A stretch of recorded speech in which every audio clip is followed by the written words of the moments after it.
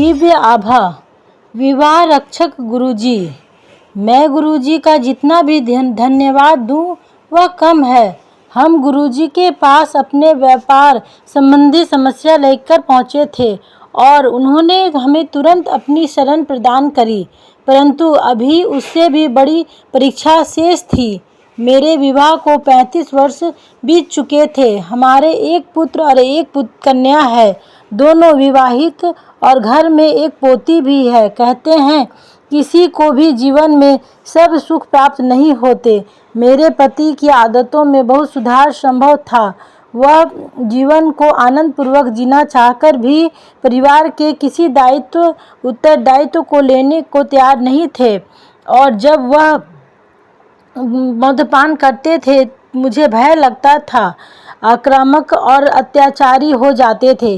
गुरुजी की दया से मेरे बच्चे सदा मेरा आधार रहे हैं। मैं गुरुजी के पास आकर उनसे अपनी पुत्री के लिए संतान की कामना करती थी, अपितु गुरुजी पहले मेरे परिवार का वातावरण स्वच्छ करना चाह रहे थे। संतान सुख देना तो उनके लिए कोई समस्या नहीं थी। एक दिन मैं गुरुजी के दर्शन के बाद घर पहुंची तो मेरे पति वहां पर नहीं थे। मुझे कोई चिंता नहीं हुई, क्योंकि वह गोल्फ खेलते हैं और सप्ताह में 4 दिन देर से आते थे। 62 वर्ष की आयु में भी उन्हें अपने मित्रों के साथ मद्यपान कर भोजन करने की आदत थी। मैंने क्रोध और प्रेम के दोनों मार्ग अपनाकर देख लिए थे, पर कभी सफलता हाथ नहीं लगी थी। मैं कभी उनका विरोध नहीं कर सकी, क्योंकि फिर वह अपना हाथ उठाने लगते थे। मुझे अत्यंत भय लगता था। अक्सर रात को उनके घर में प्रवेश करते समय किसी भी हंगामे की आशंका से मैं सोने का बहाना करती थी। उस दिन मैंने अपने सिरहाने की बत्ती बंद करी ही होगी कि मुझे गुरुजी की आवाज़ का आभास हुआ, जैसे उन्होंने कहा कि मालूम करो तुम्हारे पति कहाँ हैं। मैंने बत्ती पुनः जलाकर अपने मोबाइल पर संपर्क स्थापित करने का प्रयास किया। गुरुजी की दया से उनका मोबाइल काम कर रहा था और मैंने उनको एक स्त्री से बात करते हुए सुना। मेरे पति एक और स्त्री के साथ थे। ऐसा लगा कि वह उनकी प्रेमिका थी। मैं स्तब्ध रह गई। मुझे पता था कि जब वह युवा थे वह लड़कियों के साथ घुमा करते थे। जब भी मैंने आशंका जताई थी, उन्होंने कहा कि एड्स के कारण वह ऐसा करने की सोच भी नहीं सकते। चूँकि मेरे पति अपने स्वास्थ्य का विशेष ध्यान रखते थे और इतने आत्मविश्वास के साथ बोलते थे कि मुझे उन पर कभी शंका नहीं हुई। अतः इस प्रेम संबंध से मुझे बहुत आघात पहुंचा। मैंने अपनी बुद्धि पर नियंत्रण रखते हुए अपनी पुत्रवधू को भी फोन पर हो रही बात सुनवाई। मुझे पता था कि इसमें प्रमाण की आवश्यकता होगी, अन्यथा वह मुझ पर अत्याचार करेंगे।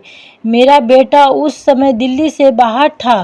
गुरुजी, मैं क्षमा प्रार्थी हूँ कि उस दिन उनके वापस आने पर मैंने उनको मारा और घर से निकाल दिया। वह नशे में इतने धुत थे कि उन्हें पता ही नहीं लगा कि क्या हो रहा है। उन्हें 10 दिन तक घर से बाहर रखा गया। बीच बीच में वह आकर माफ़ी मांगते रहे। उनमें अभूतपूर्व अहंकार रहा है और कभी शर्मिंदगी प्रकट नहीं करते थे।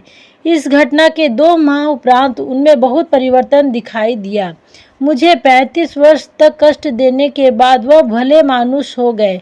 आज वह मुझसे, अपने बच्चों और पौत्री से अति प्रेम करते हैं। यदि आजकल वह कभी नशा करते भी हैं तो बहुत रोककर क्षमा याचना करते हुए कहते हैं कि वह अच्छे इंसान हैं और उन्होंने मुझे बहुत कष्ट दिए हैं। गुरुजी की कृपा से मैं सब कुछ भूल गई हूँ।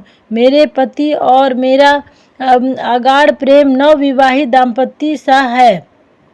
गुरुजी उन सब कष्ट सहने वाली महिलाओं को अपनी कृपा से धन्य करें। मैं सबसे गुरुजी के चरणों में आने का निवेदन करती हूँ। वह साक्षात भगवान है।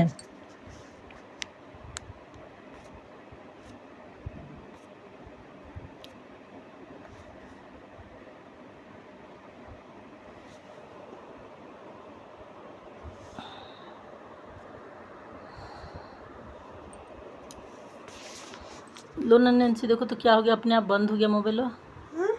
उतना बोले बंद हो गया। दाबी थी सेव वे। नहीं दाबे, बड़ी मैसेज तुम्हारा आ रहा था, नेट बंद कर